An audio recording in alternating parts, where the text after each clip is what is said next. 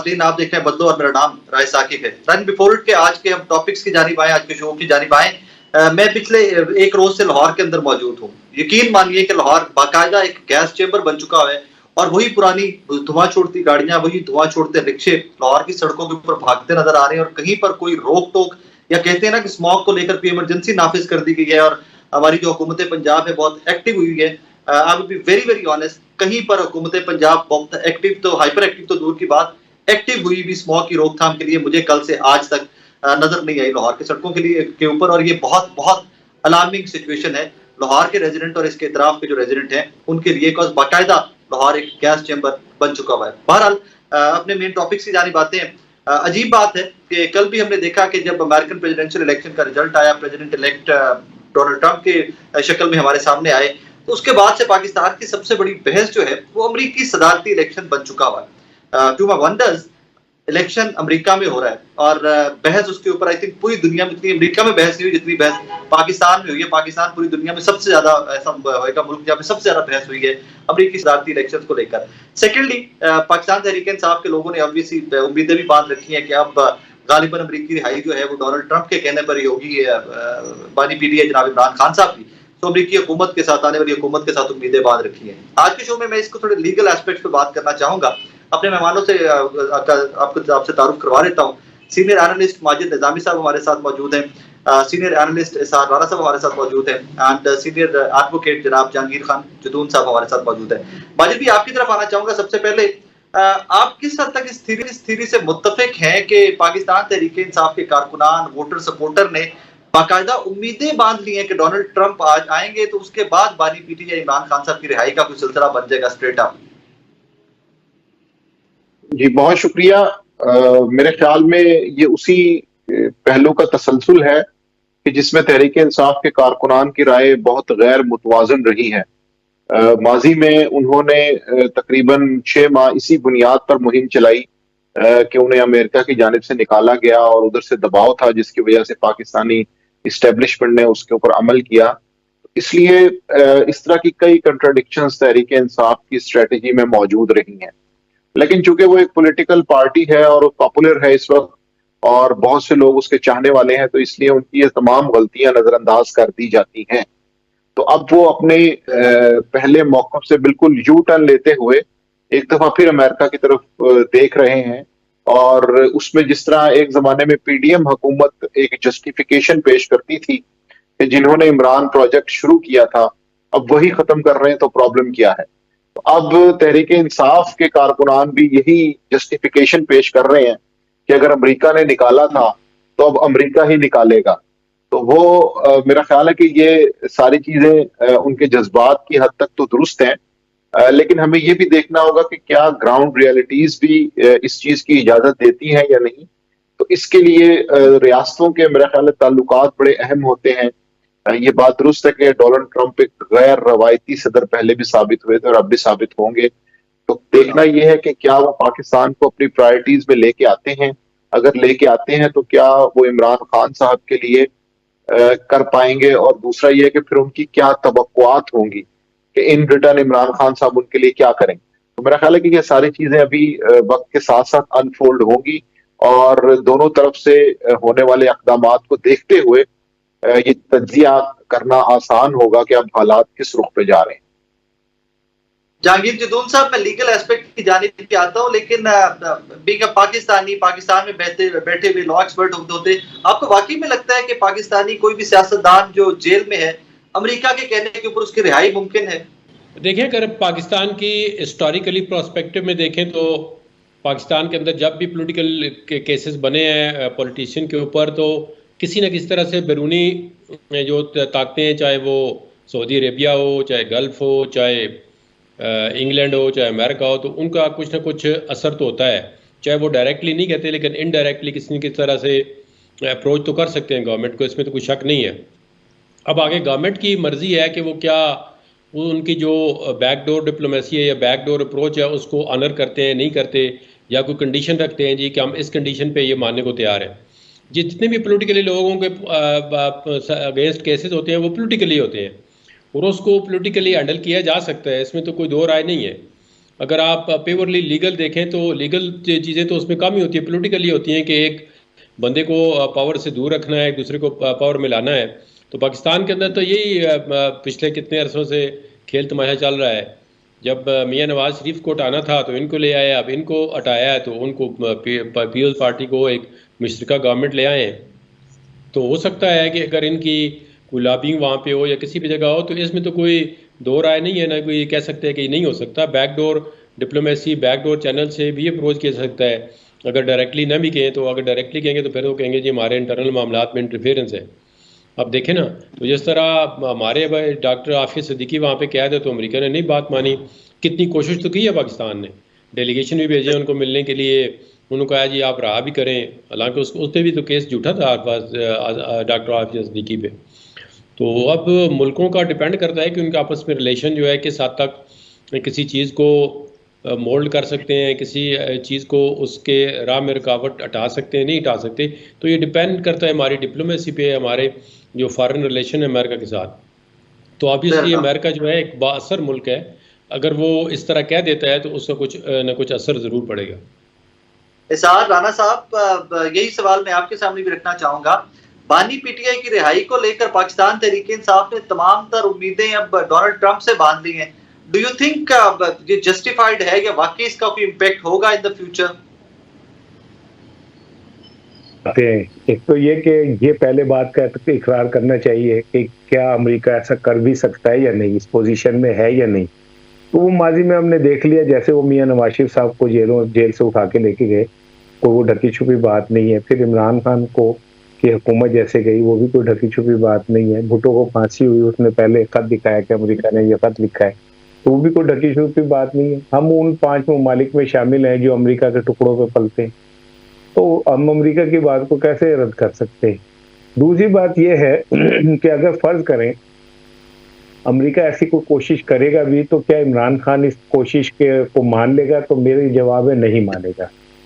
Imran Khan Trump के जरिए रिहा होने से बेहतर है कि वो ये सब जेल में ही वो अपनी जान दे दे, और ये उसके जहन में क्लियरिटी है कि वो ट्रंप के जरिए आके अपनी सारी जिंदगी की स्ट्रगल को खूब खाते में नहीं फेंकेगा। वो कभी भी अपने को ये धब्बा लगने नहीं देगा कि वो नवाज शरीफ 2 है और उसको भी इसी तरह निकाला गया जैसे नवाज शरीफ साहब को निकाला गया था। तो ये पीटीआई के लोग बहरहाल जितना मर्जी शोर मचाएं, कुछ भी करें, लेकिन हकीकत ये है। लेकिन एक बात आप मुझसे जरूर पूछें कि फिर ये क्यों शोर मचा रहे? तो इसका जवाब ये है कि जब आपको सिस्टम पे यकीन न रहे, जब आपको अदालतों से इंसाफ की तवक्को न रहे, जब आपको हुक्मरानों से रहम की तवक्को न रहे, तो आप उनसे ज्यादा ताकतवरों की तरफ देखते हैं। और ये रियासत के लिए एक बहुत बड़ा सवाल होता है कि रियासत में रहने वाले लोग ये क्यों समझते हैं कि रियासत इतनी कमजोर है कि वो गैर मुल्की आकाओं के हुक्म पे चलती है, सऊदी अरब के हुक्म पे चलेगी। सऊदी अरब जब चाहे नवाज शरीफ को ले जाए, तो अमेरिका जब चाहे नवाज शरीफ को ले जाए। तो ये तो रियासत के लिए एक बहुत बड़ा क्वेश्चन है। अभी मेरे भाई मुझसे पहले डॉक्टर आफिया सिद्दीकी की बात कर रहे थे, तो इसी से पाक अमेरिका ताल्लुकात को समझ ले कि वो हमारी बेटी को उठा के ले जाता है, उसके साथ बदतरीन टॉर्चर करता है। हम रेमंड डेविस को इसलिए कोटलखपत जेल में अजान की आवाज कम कर देते हैं कि वो कहता है कि मुझे ये सुबह को डिस्टर्ब करती है। तो इससे हमें अपनी खुद मुख्तारियत और सारी चीजें जो हैं उसकी समझ आ जानी चाहिए कि हम कितनी हमारी चेपिद्दी शोरबा। तो हाँ, अगर ट्रंप चाहेगा तो हो भी सकता है, क्योंकि इस खित्ते के अंदर जो पाक अमेरिका ताल्लुकात, पाक चीन ताल्लुकात हैं, वो बड़ा मैटर कर रहे होते हैं। और हमारी मौजूदा रिजीम जो है वो डेफिनेटली चीन की तरफ ज्यादा रजू कर रही है। और पाकिस्तान की मिसाल एक ऐसी खूबसूरत लड़की की है जो 2 चौधरियों के साथ फ्लर्ट करती है, जो इजी लोड कराता है उसकी जाती है। माजिद साहब, इज़हार राना साहब की बात से आप किस हद तक मुत्तफिक हैं कि वो इजी लोड वाली लड़की वाली मिसाल जो उन्होंने दी है, किस हद तक आप मुत्तफिक हैं?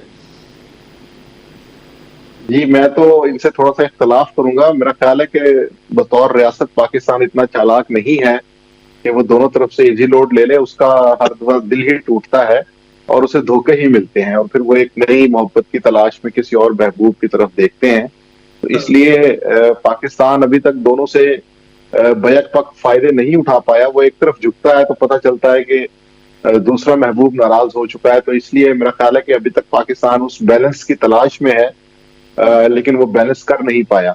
तो अभी भी ये जो CPEC-2 का मामला चल रहा है और जिसमें फुल थ्रॉटल पे चीजें हैं और पता चल रहा है कि ये एक नई रफ्तार के साथ ये सारी चीजें सामने आ रही हैं, तरक्याती मंसूबे हों, इंपोर्ट एक्सपोर्ट्स हों, चाइनीज की पाकिस्तान में हिफाजत हो, ये सारे मामला के ऊपर हुकूमत ने एक नया स्टैंड लिया है और SIFC के जरिए अफवाज पाकिस्तान भी इस हवाले से मुतहर्रिक हैं।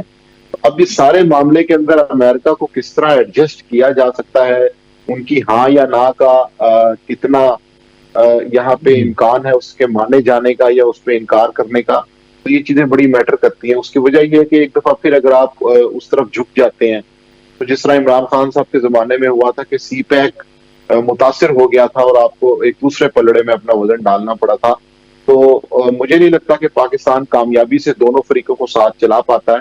और अभी भी ये होगा कि अगर अमेरिका से कोई इस तरह का मुतालबा आता भी है तो फिर उसको गेज किया जाएगा और ये देखा जाएगा कि उसके बदले में क्या लिया जा सकता है, या महज उनकी जो ताकत है उसी को इस्तेमाल करते हुए वो अपना मंसूबा मनवा लेंगे। जहांगीर साहब, अगर रिसेंट सारी लेजिस्लेशन 26th अमेंडमेंट से पहले और अब तक के वाकयात को देखें तो लगता तो ये है कि लीगल फ्रंट के ऊपर गवर्नमेंट अपने आप को चारों तरफ से सिक्योर कर चुकी हुई है कि जो जो मकासद थे वो हासिल कर लिए हुए। तो सर क्या समझा जाए कि अब मामलात जैसे चल रहे हैं इस गवर्नमेंट के जिस पैटर्न पे जिस अंडरस्टैंडिंग के साथ चल रहे हैं, अब ये मामलात ऐसे कैसे ही चलते जाने हैं? नहीं, देखिए फिलहाल तो गवर्नमेंट अभी तो 8 महीने हुए हैं तकरीबन गवर्नमेंट के, तो जब गवर्नमेंट का 1.5 या 2 साल पूरे होते हैं तो उसके बाद पता चलता है कि गवर्नमेंट आगे फर्दर स्टेबलाइज हो रही है या डिस्टेबलाइज हो रही है, या उसको जूं का तूं रहने दिया जाएगा। पाकिस्तान के अंदर आपको पता है हिस्ट्री है कि बहुत कम ही 1-2 दफ़ा गवर्नमेंट ने टर्म पूरी की, अदरवाइज गवर्नमेंट जो है पिछले के देखें, बेनज़ीर की गवर्नमेंट देखें, PMLN की गवर्नमेंट देखें, तो 2-2.5 साल जब होते हैं तो कुछ ना कुछ खींचातानी शुरू हो जाती है। तो फिर उसके बाद जो है वो इस्टेब्लिशमेंट किस तरह से गवर्नमेंट से जान छुड़ाती है या वो नए एलाइज की तरफ झुक जाती है। तो अभी ये देखते हैं कि अभी तो गवर्नमेंट जो है वो अभी एक्सटेंशन भी दे दी है, 3 की जगह 5 साल अभी वो टेन्योर टर्म भी कर दी है 5 साल। तो अपेरेंटली तो लग रहा है कि इन्होंने 5 साल का प्लान पूरा बनाया कि पूरा करेंगे, लेकिन पाकिस्तान के अंदर कोई सर्टेनिटी सी आप नहीं कह सकते। पहले जब इमरान खान की हुकूमत आई थी तो उन्होंने 5 + 5 10 साल का प्लान बनाया था कि 10 साल, तो इनका भी प्लान जो है वो लंबा लगता है, लेकिन यहाँ पे कोई प्रोडिक्ट करना बहुत मुश्किल है। लेकिन 2-2.5 साल के बाद जो है फिर आगे एक जो कोर्स ऑफ एक्शन है या फ्यूचर है वो देखा जा सकता है कि ये गवर्नमेंट किस तरह अपना बाकी टेन्योर है पूरे कर, क्योंकि ये कोलिशन गवर्नमेंट है। तो एक कोलिशन पार्टनर भी गवर्नमेंट से किसी तरह से भी या इनको जो लाने वाले हैं या वो पीछे कर देते हैं या वो खुद पीछे हो जाता है, तो फिर गवर्नमेंट का स्टेबलाइज रहना मुश्किल हो जाता है। तो पीपल्स पार्टी ने अभी तक कैबिनेट के अंदर वजारतें भी नहीं ली हैं, तो अब देखते हैं कि वो 1 साल 2 साल किस तरह गवर्नमेंट के साथ चलते हैं। तो यहाँ पे तो MK उनको अगर लाने वाले कह रहे हैं आप पीछे हट जाए, अगर गवर्नमेंट को गिराना चाहे तो 2 दिन में गिरा सकते हैं। दूसरा मैं वही अर्ज कर रहा था ना कि जो जहां से कोई प्रॉब्लम हो सकता था या खदशा था या खतरा था गवर्नमेंट को, ख्वाजा साहब ने भी माजी में कहा कि जी हो सकता है 8 फरवरी का इलेक्शन खोल दिया जाए, मंसूर अली शाह साहब चीफ जस्टिस बन जाए, तो वो तो उन्होंने सारे फ्रंट कवर कर लिए है ना फॉर टाइम भी। नहीं, देखिए फ्रंट कवर करने की बात नहीं है, बात यह है कि आप जिन लोगों के साथ 1 पेज पे उनके साथ कितना स्मूथली जाएंगे, कितना आगे तक जो है वो आपको बर्दाश्त करेंगे, आप उनको बर्दाश्त करेंगे। 2-2.5 साल के बाद जो है चीज़ें बाज़ को ऐसी अब्रप्टली चेंज हो जाती हैं कि फिर उनके लिए भी चलना मुश्किल हो जाता है और आपके लिए भी। तो अब क्योंकि अमेरिका के अंदर भी एक इंटरनेशनली भी एक चेंज आ चुकी है, तो डेफिनेटली गवर्नमेंट के तलकात पे भी कुछ ना कुछ असर पड़ेगा, क्योंकि जिन लोगों ने ट्रंप के खिलाफ बयान दिए है उन्होंने अपने बाकी जो चीज़ें हैं वो देख रहे हैं किस तरह समेटी जाए या क्या स्टैंड लिया जाए। तो ये डिपेंड करता है अब आगे नेक्स्ट जब ट्रंप जो है वो ऑफिस ऑक्यूपाई करेगा तो उसके बाद फिर पता चलेगा कि हमारे तलकात वहाँ पे क्यों किस तरह रहते हैं। क्योंकि देखें ना, IMF को अगर अमेरिका झंडी दिखा दे जी कि आपने इधर ये काम नहीं करना है, तो वो सवाल ही नहीं पैदा होता कि आपकी गवर्नमेंट को जो है फिर IMF जो हम जो मर्जी कर ले बंदा। अमेरिका नहीं चाहे तो वो नहीं हो सकता, अमेरिका जहाँ पे चाहता है काम करो तो वो हो जाता है। तो ये डिपेंड करता है कि ये आगे हमारा आने वाला साल है वो किस तरह हमारे तलकात रहेंगे और इंटरनली और एक्सटर्नली हम किस तरह मसाइल को टैकल करेंगे। एसआर राणा साहब, क्या लगता है कि गवर्नमेंट ने सारे फ्रंट्स पे खुद को सिक्योर कर लिया हुआ है, लेकिन आगे कोई प्रॉब्लम आ सकते हैं या 5 साल ऐसे ही अब पूरे होंगे सुकून तरीके के साथ? यार साकिब, आप ना पुराने साथी हो, आप पाकिस्तान को बहुत अच्छी तरह जानते हो। हर हुक्मरान ये समझता है कि उसने नई अपॉइंटमेंट कर ली या एक्सटेंशन देके सेव कर लिया। तो फिर पता चलता है नवाज शरीफ साहब 3 दफा उन्हीं लोगों के हाथों घर गए ना, जिन्हें उन्होंने बड़े एतमाद से अपॉइंट किया था, और लोगों को आगे पीछे करके भुट्टो साहब को ले लें। तो ये ऐसी ये खामख्याली होती है हमारी कि हम इस तरह सेफ हो जाएंगे, और इस तरह कोई सेफ नहीं होता। और अगर कोई ये समझे कि ऐसे मैं सारी चीजें करके एक्सटेंशन दे दूंगा, जुडिशरी को मैं वो कर लूंगा और मैं सेफ हो जाऊंगा, तो इससे बड़ी खामख्याली और हमाकत कोई नहीं है। ये पाकिस्तान है, ये अनहोनियों का मुल्क है। यहाँ पे ये वो कुछ हो जाता है जो आप सोच भी नहीं सकते। मिसाल के तौर पर शहबाज शरीफ साहब पे 16 अरब रुपए की मनी लॉन्ड्रिंग की फर्द जुर्म लगनी थी, और फर्द जुर्म जिस दिन लगनी थी उस दिन जज साहब से फर्द जुर्म नहीं पड़ी गई। पता नहीं है ना कारपोल है सर, तो उन्होंने कागज कोई हो, ठीक है ना। तो अगली समाज पे पता चला जी वो तो वजीर आजम हो चुके हैं।